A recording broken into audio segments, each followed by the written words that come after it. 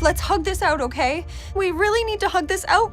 Cristina Chris Uzero, Paula Salas, and Elena Gale are three Spanish sisters who are in the Dominican Republic and are involved in a very serious problem. Everything begins when Elena runs over a man who tried to assault her. Chris knows that the correct thing would be to call the police, but Paula discovers something that completely changes the situation. The man was a police officer. At that moment, a child approaches the place, and they, nervous, try to distract him so that he does not see what has happened. After that tense moment, the three sisters decide to act together and take the body to bury it, planning to return to Spain as soon as possible. However, Chris does not want to leave because she is in a relationship with a man named Zahi Diaz, and she has also built a life in that country. Even so, the three spend the whole night digging until dawn to hide the body. When they finish, they decide to go buy some food. Elena enters an automated teller machine to withdraw money, but the machine ends up swallowing her card, and she is left without access to cash. The ATM swallowed the card. Under the pressure of time, the sisters decide to separate to prepare everything for their return to Spain, and they leave Chris the mobile phone of the police officer so that she can get rid of it. During the trip, Chris remembers how she arrived in that country 1 year earlier together with her sisters and Luisa Martinez, Paula's girlfriend. On that trip, she rescued a stray dog, and that gesture awakened in her the desire to create a shelter for abandoned animals. With effort, she managed to fulfill that dream by building a place to help the dogs of the area. But now everything seems to collapse because of what happened. When she arrives at the shelter, she says goodbye to her coworkers, telling them that she will have to go to Spain for a while, and she also tries to say goodbye to Zahi. However, she discovers that it no longer makes sense because he is with another woman. Finally, she meets her sisters at the hotel, and they are ready to board their flight. But at that exact moment, the police appear. Such thing as a happy ending. It's the police. Now we learn Paula's version. Before everything happened, she was facing a personal conflict. Luisa wanted to be a mother, but Paula was not sure. She constantly thought about what having a child would mean and how it would change her life. During the trip, she receives unexpected news. She is pregnant. The news deeply surprises her, and she decides to keep it a secret, preferring not to tell Luisa. However, Elena notices it, and, as a single mother, she tells her that a child is always a blessing. Even so, Paula is not sure she can be a good mother. Chris also ends up finding out and assures her that everything will be fine, that she will not repeat the mistakes of their own mother. At the hotel, a small incident occurs with another couple, and Paula reacts violently. That night, to clear her mind, she goes out for a walk and arrives at a pharmacy where she asks for pills to terminate the pregnancy. The doctor warns her that what she is trying to do is illegal and hopes that she will reflect on her decisions. Those words provoke an angry reaction in Paula. When she leaves the pharmacy, she is about to take the medication, but at that moment, she receives a call from Elena, who tells her that she ran over a person. In that version, Elena assures that the man stepped into the road and that she could not stop because she was distracted. There was this person and I couldn't brake in time. Paula understands that they must invent something for Chris in order to protect her sister, and that is why together they decide to bury the body. Later, when they return to the hotel, Luisa is angry because Paula did not answer her calls during the entire night. Paula invents several excuses to avoid suspicion, and already in the bathroom, while she tries to get rid of some evidence by throwing it down the toilet, she checks the man's wallet and discovers something disturbing. There was an arrest warrant against Elena. That discovery surprises her and completely changes the situation. Luisa notices that Paula is behaving strangely, and to avoid more suspicion, Paula ends up confessing that she is pregnant. Finally, we learn Elena's version. After Paula's discovery, Elena reveals the truth. The man she ran over was the father of her daughter. 2 days before everything happened, Will Hernandez appears, a Dominican man whom Elena met 1 year earlier. He is a police officer, and he never knew about the existence of the child. After learning about it through a newspaper, he arrives at the hotel to speak with Elena. She denies that the child is his daughter. This is my sister's daughter. And that's why she looks like me? But Will insists on carrying out a paternity test and says he will return when the baby wakes up. Later, Elena asks Chris how reliable those tests are, and after learning that they are very accurate, she tries to escape with her daughter, but Will stops her and proposes a deal. He asks her for $100,000 to disappear and leave her in peace, and in exchange, he would give her 2 passports so that she and her daughter could leave. Elena spends the whole night thinking about what to do. The next day, she tries to get the money by asking for a loan, but no one can help her. She even invents a story about a debt to ask Luisa for money, but she does not succeed. Desperate, she also calls her father, Javier Ortega, who refuses to lend her that amount. Frustrated and without options, she breaks down crying as she feels that time is running out until she comes up with a new plan to steal Will's passports. To do this, she decides to put sleeping pills in his drink, and she arranges to meet him with the excuse that she has the money. When they meet, she tells him that she only has part of it, but that she will get the rest. No, I couldn't get all of it. I will have it, just not now. And she takes advantage of the situation to seduce him and invite him to dinner and drinks. At the right moment, she puts the pills in the drink. Later, they leave along a remote road, but Will, half unconscious, discovers that she was trying to handcuff him to steal the passports.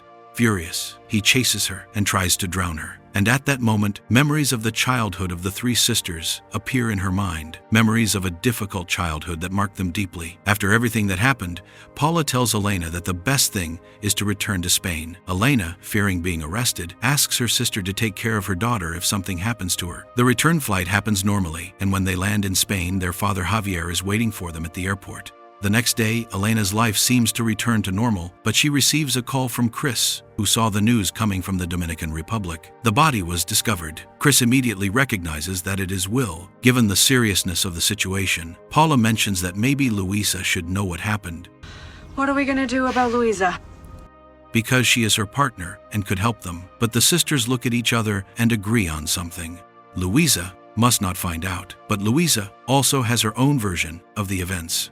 The morning when the police arrived at the hotel, they had actually come only to deliver a summons for the incident that had occurred with another couple inside the place. However, that moment awakened suspicion in Luisa because she felt that the sisters were hiding something from her, especially because Elena had suddenly asked her for money. When she tries to talk to Paula, she denies everything and tries to minimize it. Already in Spain, Luisa's doubts do not disappear. On the contrary, they begin to grow more and more. She starts asking questions, remembering details, and writing down contradictions in the stories they tell her. One night she decides to investigate on her own using Paula's smartwatch, and she checks the recorded locations during the trip. There she discovers something disturbing. The night when Paula did not answer her calls, she was not with Chris as she had said, and the record also shows that she stopped at a pharmacy. When Paula wakes up, Luisa confronts her with that information. Paula tries to justify herself by saying that the watch often fails and sometimes marks wrong locations. I told you. The watch went fucking berserk the moment. But Luisa does not believe that explanation. Determined to verify the truth, she calls the pharmacy directly. The doctor who attended Paula recognizes the situation, and when he realizes he is speaking with someone connected to Paula, he becomes angry and prefers not to remember what happened. With that reaction, Luisa's suspicions grow even more, so she decides to talk to Elena and asks her why Paula had been at that pharmacy. Elena, not knowing that Luisa still did not know, answers naturally and reveals that Paula had gone there because she was thinking about terminating the pregnancy, although she believed Paula would not be able to do it. Those words hit Luisa in the worst possible way. Immediately, she looks for Paula to confront her, tells her everything she discovered, and faces her with the truth. The argument is intense and painful, and finally, Luisa decides to end the relationship. However, at that same moment, the police arrive at the house to arrest them. They first arrest Elena while Paula tries to escape, but before being captured, she confesses the whole truth to Luisa about what really happened that night in the Dominican Republic. Annie's father tracked her down in Punta Cana and she ran over him. After the arrests, Luisa remains free. She decides to leave everything related to Paula's pregnancy with Paula's father and then leaves the house, although deep down she knows she will not be able to abandon her completely. But this entire story has a much older origin, the childhood of the three sisters. In their past, there is a tragedy that marked their lives forever: the death of their brother and their mother. For them, their mother was not a good person, but for Javier, their father, she was always the love of his life. Now he only wants to prove that his daughters grew up with values even if the world thinks otherwise. Thanks to the help of some friends and the family lawyer, the sisters obtain provisional freedom while the case continues. The next day, Javier participates in an internet conversation program known as a podcast with the intention of denying the accusations against his daughters. During the interview, the host questions every detail of what happened, putting his words into doubt, but Javier responds firmly, defending his daughters at all times. The situation he put my daughter in. What situation was that? That same night, a new idea appears. to request asylum in Sweden to avoid extradition, although not everyone is convinced that it is the best decision. The next day, Javier arrives at his veterinary clinic and finds a message related to what he said in the interview, and at the same time receives the news that Chris is at the police station giving a statement. Worried, Javier decides to act immediately. He begins preparing everything together with Paula and Elena to leave the country and head toward France because his only objective is to protect them. At full speed, they try to escape driving without stopping, but on the road they encounter a blockade, and with no other option, they continue on foot. After walking for hours, they arrive in an empty cabin where they take refuge and eat something. Elena feels deeply guilty and begins to cry, convinced that everything that is happening is her fault,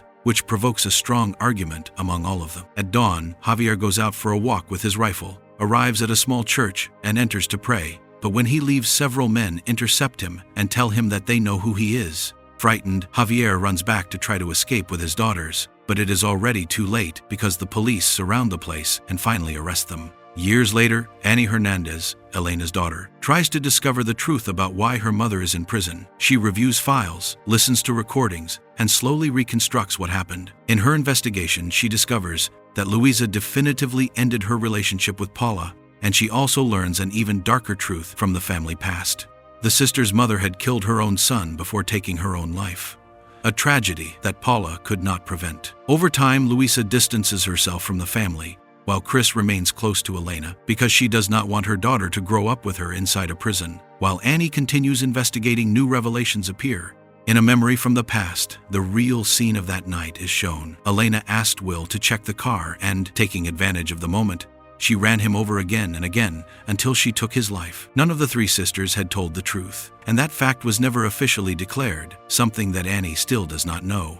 That same night, Chris tells Annie the memories that marked her childhood, the night when the family tragedy happened.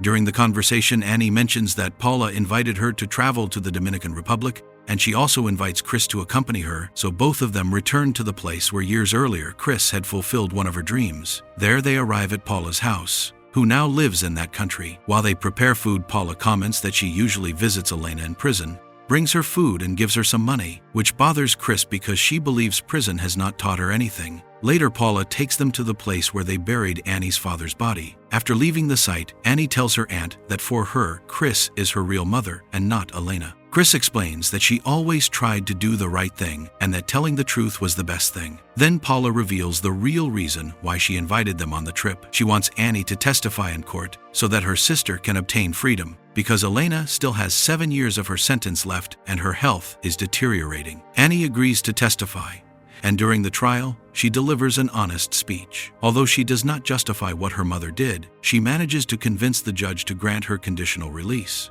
Although Annie leaves without seeing Elena face to face, deep down, she feels calm for having achieved her freedom, ending in that way, esa noche. If you liked the video, do not forget to leave your like and comment.